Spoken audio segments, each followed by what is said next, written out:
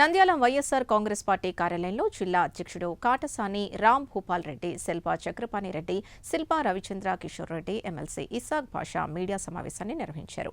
కొందరు టీడీపీ నాయకులు ఇష్టం వచ్చినట్లు తాగడం, తూగడం, వాగడం పనిగా పెట్టుకున్నారని విమర్శించారు.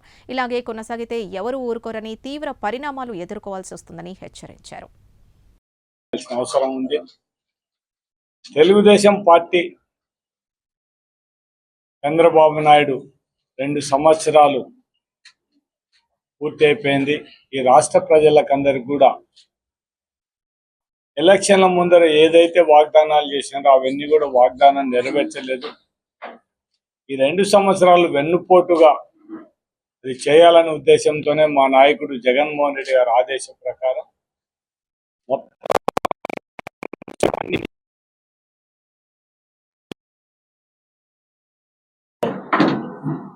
తెలుగుదేశం ఇచ్చిన హామీలను వాళ్ళు ఏదైతే ఎలక్షన్ల ముందర ఈనాడు పేపర్లో పెద్ద ఐటెం కట్టి మేము సూపర్ 6 ఇచ్చేస్తున్నాము అని చెప్పిన ఆ పేపర్లు అవన్నీ కూడా ప్రజల ముందర జరిగిన అన్యాయాన్ని, అంటే ఈ 2 సంవత్సరాల్లో తెలుగుదేశం ఆ రోజు ఇచ్చిన వాగ్దానాలు ఏవి నెరవేర్చలేకపోయింది అనేది కూడా ప్రజలకు చెప్పాలనే ఉద్దేశంతో ఈ కార్యక్రమం చేయడం. అంటే తెలుగుదేశం వాళ్ళకందరికీ కూడా ఎలక్షన్ల ముందర చంద్రబాబు నాయుడు జగన్మోహన్ రెడ్డి ఇచ్చే పథకాలతో పాటు అదనంగా నేను సూపర్ 6 ఇస్తానని చెప్తే ఈ రాష్ట్ర ప్రజలందరూ కూడా, ఈ రాష్ట్రం నుండి అక్క చెల్లెళ్ళందరూ కూడా చంద్రబాబు మాటలు నమ్మి జగన్మోహన్ రెడ్డికి ఓటేస్తే కేవలం ఆ పథకాలే వస్తాయి, చంద్రబాబుకు ఓటేస్తే మాత్రం సూపర్ 6 పథకాలు కూడా వస్తాయి. ఇంట్లో ఎంతమంది చదువుకునే పిల్లలు ఉంటే వాళ్ళకందరికి కూడా సంవత్సరానికి 15,000 వస్తాయి. ఎంతమంది 19 సంవత్సరాలు దాటి 59 సంవత్సరాలు ఉన్నాయి అక్క చెల్లెళ్ళు ఎంతమంది అంటే వాళ్ళకు కూడా సంవత్సరానికి 18,000 వస్తాయనే ఉద్దేశంతోనే కేవలం జగన్మోహన్ రెడ్డికి ఓటేసి ఆ పథకాలు వస్తాయి, చంద్రబాబుకు వస్తే ఇవన్నీ వస్తాయనే ఉద్దేశంతోనే ప్రజలు క్యాలిక్యులేట్ చేసుకొని తెలుగుదేశం వస్తే మేము మొత్తం ఆర్థికంగా అభివృద్ధి చెందొచ్చు అనే ఉద్దేశంతోనే చంద్రబాబు మాటలు నమ్మి ఓట్లు వేయడం జరిగింది. అది ప్రజలకు తెలియజేసి మీరు చంద్రబాబు నైజం మీకు అర్థం కావడం లేదు. కేవలం ఎలక్షన్ల ముందర కేవలం వాగ్దానాలు చేయడం, ఎలక్షన్లు అయిపోతానే మిమ్మల్ని మోసం చేయడం అనేది మొదటి నుంచి కూడా చంద్రబాబు నైజం అనేది మీరు నమ్మి మోసపోయినారని చెప్పడానికి ఈ 2 ఏళ్ల పరిపాలన, వెన్నుపోటు పరిపాలన మీద మా ఇన్ఛార్జీలు అందరూ కూడా ఇవన్నీ చేయడం. దీనికి కొంతమంది తెలుగుదేశం ఇప్పుడు శ్రీశైలం నియోజకవర్గం చూసుకుంటే గుడ్డ మనం రాజశేఖర రెడ్డి పరిస్థితిని చూసుకుంటే మొత్తం ఈరోజు ఆయన చెప్పేది, ఆయన ఈ 2 సంవత్సరాల్లో ఆయన క్యారెక్టర్ కూడా అవన్నీ చూసుకుంటే మాత్రం అటవీ శాఖ అధికారులను వాళ్ళందరినీ కూడా కేసులు ఇవన్నీ కూడా మనం చూడడం జరిగింది. ఇవన్నీ కూడా శిల్పా చక్రపాణి రెడ్డి నియోజకవర్గంలో తిరిగితే ఇంకా వైఎస్ఆర్సీపీ పార్టీకి చక్రపాణి రెడ్డికి ఇమేజ్ పెరుగుతుంది, నా ఇమేజ్ తగ్గిపోతుంది, నెట్ట ఒకట చక్రపాణి రెడ్డిని నియోజకవర్గంలో తిరగకుండా చేయాలనే ఉద్దేశంతోనే నిన్న వాంటెడ్గా వైఎస్ఆర్సీపీ ఆఫీస్ మీదకి పంపించడం అనేది ఎంతవరకు కరెక్ట్ అనేది కూడా మనం ఆలోచన చేయాల్సిన పరిస్థితి. కలెక్టర్ గారిని ఒకటే కోరుతున్నాం, మీరు జిల్లా అధికారిగా, జిల్లా మేజిస్ట్రేట్గా మీరు ఉండి ఆ మాటలు మాట్లాడుతున్న కనీసం నేను జిల్లా కలెక్టర్గా ఉన్నాను, మీరు ఇవన్నీ మాట్లాడకూడదని అధికారులు మాట్లాడలేని పరిస్థితులు అంటే ఒకసారి అధికారులను మీరు అందరూ కూడా ఆలోచన చేయండి అని మాత్రం అధికారులకు విజ్ఞప్తి చేస్తున్నాను. చక్రపాణి రెడ్డి గారు మాట్లాడుతూ చెప్పడం జరిగింది, నేను తొందరపడి ఏం మాట్లాడాల్సిన అవసరం లేదు, వాళ్ళు ఎమ్మెల్యే గారు మాట్లాడిన తరువాతనే నేను 1 సారి 2 సార్లు చూడడం జరిగింది, ఇంకా ఎన్ని రోజులని వాళ్ళు మాట్లాడుతుంటే నేను చూస్తా ఊరుకున్నాను. ఎవరికైనా మానవ నైజం 1 సారో 2 సార్లు మాట్లాడిన మాటలు వినొచ్చు, కానీ ఇంకా పూర్తి కించపరిచే విధంగా మాట్లాడితే మాత్రం ఎవరం కూడా దాన్ని ఎవరు ఒప్పుకొని పరిస్థితి ఉంటుంది. కాబట్టి దానికోసం మన చక్రపాణి రెడ్డి వాళ్ళు ఏం మాట్లాడినారో దానికి సమాధానం చెప్పడం జరిగింది, దాని గురించి ఏం మాట్లాడిన కూడా మాట్లాడలేదు. ముందు మాట్లాడేది మీరు, తర్వాత మేము మాట్లాడితే మమ్మల్ని తప్పు పడితే మాత్రం ఎంతవరకు కరెక్ట్. తెలుగుదేశం నాయకులు ఒకటే వాళ్ళ విజ్ఞప్తి, మీరు మాట్లాడొద్దండి. మేమేదైనా తప్పు చేసి ఆ తప్పు మీద మాట్లాడండి తప్ప మీరు ఇష్టం వచ్చినట్టు ముందే మాట్లాడి మేమేం మాట్లాడకూడదు అంటే చేతులు కూర్చొని ఉండే పరిస్థితి లేనే లేదు. ఖచ్చితంగా మీరు ఏం మాట్లాడితే కూడా ఆ మాటకు మేము ఖచ్చితంగా సమాధానం ఇస్తాం. మీరు ఏ విధంగా ఉంటే దానికి కూడా మేము ధీటుగా ఉంటాం తప్ప మీకు ఏ మాత్రం ఏ విషయంలో కూడా తగ్గే ప్రసక్తే లేదని మాత్రం తెలుగుదేశం నాయకులు విజ్ఞప్తి చేస్తారు. నిన్న రాజశేఖర రెడ్డి విగ్రహాన్ని ధ్వంసం అయితే నేను అరుణాచలంలోని కూడా నేను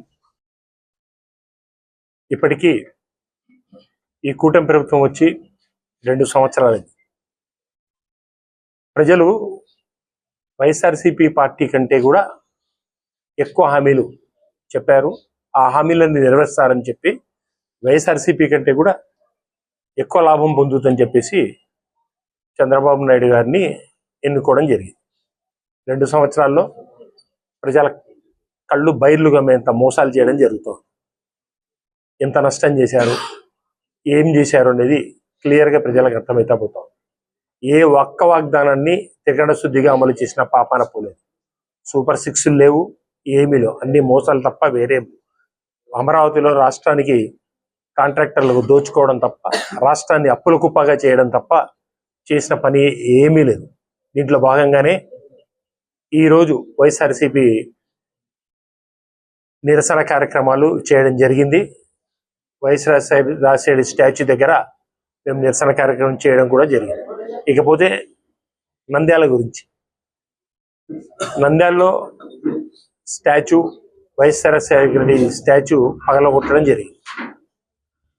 ఎవరు భిన్నం చేశారు క్లియర్గా జరిగింది. ఆ రోజు నేనున్నాను, చెప్పడం జరిగింది, ఎవరైనా సరే మహానేతల స్టాచ్యూస్ పగలగొట్టడం తప్పు. మాకు వైఎస్ జగన్మోహన్ రెడ్డి గారి ఆదేశాల ప్రకారము ఎవరికైనా మేము నిరసన తెలుపుతాము, తప్పది ఈ రకంగా చేయడం అని చెప్పారు. మేము ధర్నా చేస్తుండగానే 10-15 నిమిషాల్లోనే ఈ వ్యక్తి వైఎస్ఆర్సీపీకి చెందిన వ్యక్తి అని చెప్పేసి ఫోటోలు పెట్టడం జరిగింది. మేము ధర్నా అయిపోయిన 10-15 నిమిషాల్లోకి అరగంట దగ్గర వరకు ధర్నా చేసి స్టేషన్కు పోవడం జరుగుతానే, స్టేషన్ దగ్గర మేము పోతానే ఇన్స్పెక్టర్ దగ్గర అన్ని రకాల ఇతను మెంటల్లీ రిటార్డేరు, ఈ సర్టిఫికెట్స్ ఉన్నాయని చెప్పేసి తప్పుడు రేట్లతో సర్టిఫికెట్లు పెట్టడం, చూపించడం జరుగుతుంది. మేము ఎవరిని నిందించకపోయినా వాళ్ళు డైరెక్ట్గా మా మీద నిందలు ఆపాదించడం జరుగుతాం. ఏమది, ఏం ఆలోచన? మేము రాకముందే అన్ని రకాల సర్టిఫికెట్స్ శిల్పా రవిచంద్ర కిషోర్ రెడ్డి గారితో, ఎవడైతే స్టాచ్యూని భిన్నం చేసిన వ్యక్తి ఉండేది 2 సంవత్సరాలు 3 సంవత్సరాల క్రితంది, ఫోటో తీసుకొని వచ్చేసి 10 నిమిషాలు ఎట్లొస్తుంది? ఇక్కడే మాకు అనుమాన బీజం ఏర్పడతాం. 2023 కంటే ముందు అతను ఉన్నాడు.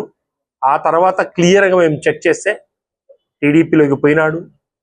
జనసేనతో, మీకు అందరికీ తెలిసిన విషయమే, జనసేనతో బ్యానర్ పెట్టినాడు. మంత్రి గారి కుమారుతో కలిసిన ఫొటోస్ ఉన్నాయి. మళ్ళీ వాళ్ళు ఆయన భార్యతో స్టేట్మెంట్ ఇప్పించడము, మళ్ళీ ఆయన భార్య సిఆర్పి కాబట్టి మళ్ళీ చేయడము, ఫిరోజ్ గారితో ఉండే ఫోటో అన్ని బహిర్గతం చేయడం జరిగింది. దాని తర్వాత వాళ్ళు ఏం చేస్తా ఉన్నారు, నంద్యాలలో ప్రశ్నలు సమాధానం ఏ మాత్రం విలువ లేకుండా అవమానకరంగా మాట్లాడడం చేస్తాం. నా మీద కూడా ఇష్టం వచ్చినట్టు మాట్లాడుతూ ఉన్నా. నేను అన్ని రకాలుగా సమాధానం చెప్తాను. ఒక వ్యక్తి ఒక గ్రూపును కానీ ఇంకో గాన్ని నమ్ముకొని ఖచ్చితంగా ఉంటే అతను అక్కడ గుమాస్తా కాదు.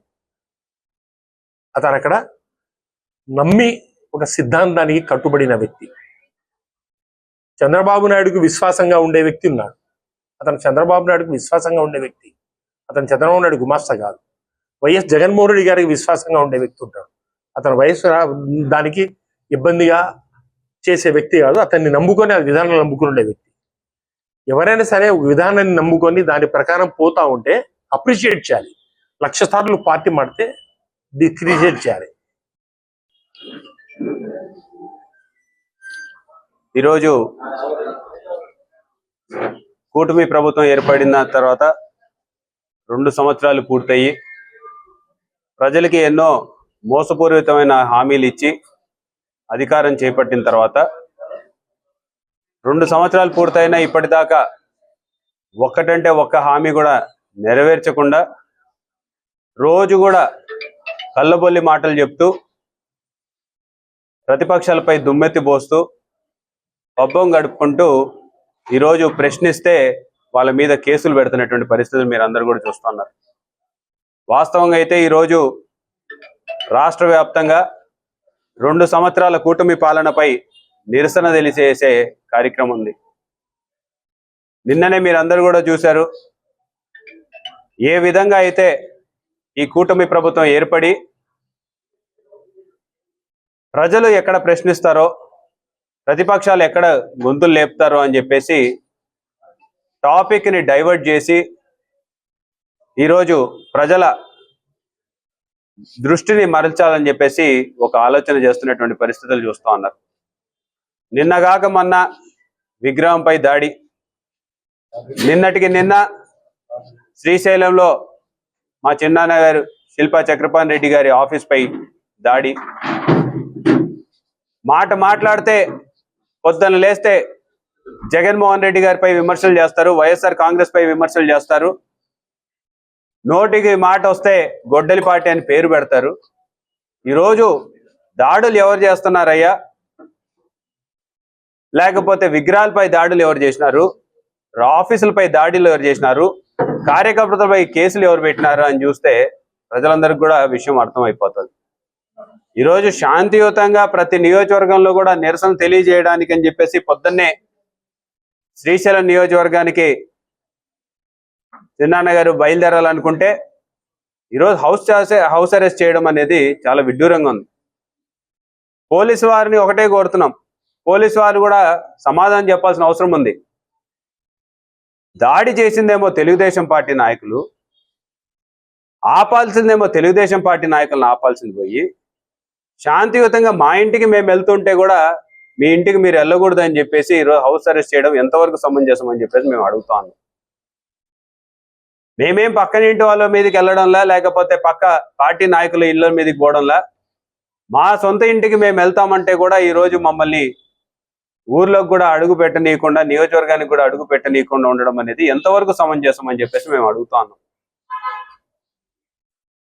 ఈ యొక్క దుర్మార్గమైనటువంటి ప్రభుత్వం ఏర్పడిన తర్వాత నిన్న మీరు చూసినారు నంద్యాల సాక్షిగా రాజశేఖర రెడ్డి గారి విగ్రహ విధ్వంసం పైన మేము తీవ్రంగా ఖండిస్తా ఉన్నాం. రాజకీయాలు ఎంత దరిద్రంగా మారినాయంటే,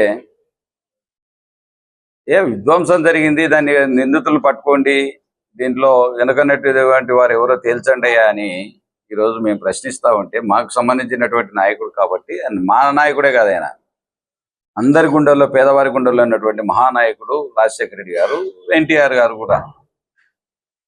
అటువంటి వ్యక్తులవి జరిగినప్పుడు దాన్ని తీవ్రంగా ఖండించాల్సింది పోయి, దాన్ని తీవ్రంగా దానిపైన చర్యలు తీసుకోవాల్సింది పోయి, 2023లో నీ పార్టీలో నాడు, నీకు దండలు వేసినాడు, నీకు గుడ్డలు తొడిగినాడు, లేకపోతే నీకు స్వీట్ తినిపించినాడు. జనవరి 1 స్వీట్ తినిపిస్తారు, అందరు వస్తారు, వాళ్ళందరూ కూడా మా వాళ్ళు అవుతారా? దానికి సంబంధం ఏందని అడుగుతా ఉన్నా.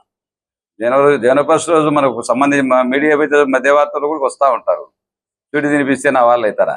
ఇది ఎక్కడికి గోలే? అడిగిన దానికి సమాధానం చెప్పకుండా ఏదైనా జరిగిన దాన్ని మేము ఖచ్చితంగా చర్యలు తీసుకుంటాం, ఖచ్చితంగా ఎవరైనా సరే తప్పుంటే ఎంతటి వారిని శిక్షిస్తామని చెప్పాల్సింది పోయి, ఈరోజు మీరు ఏదో రకంగా ప్రజలను తప్పుదో పట్టించాలి. మీ వాడే ఏం దానివల్ల ఒరిగింది? మీరు చేస్తామంటే అయిపోలే, ఖచ్చితంగా చర్యలు తీసుకుంటాం దీనిపైన. వాడు లేకపోతే మీరే సర్టిఫికేట్ ఇస్తారు వాడు పిచ్చోడు అని. అతనేం బ్రహ్మాండంగా మాట్లాడుతున్నాడు. ఈరోజు చూసే తెల్లవారుజామున అతను బ్రహ్మాండంగా నేను వైసీపీ వాడిని అంటున్నాడు. మళ్ళీ వైసీపీ అయితే మళ్ళీ ఆయన పోయి బ్యానర్లలో జనసేన ఫోటోలు వేసుకొని, పవన్ కళ్యాణ్ ఫోటోలు వేసుకొని ఉన్నాడు. దీన్ని ఎవరి వాడనేది పక్క పెడితే కాసేపు నిజ నిర్ధారణ చేయాలి. ఎవరైనా శిక్షిస్తామనేది ఫస్ట్గా ఈ సంఘటన తీవ్రతరం కాకుండా చేయాల్సిన బాధ్యత ప్రభుత్వం పైన అడుగుతాం మేము.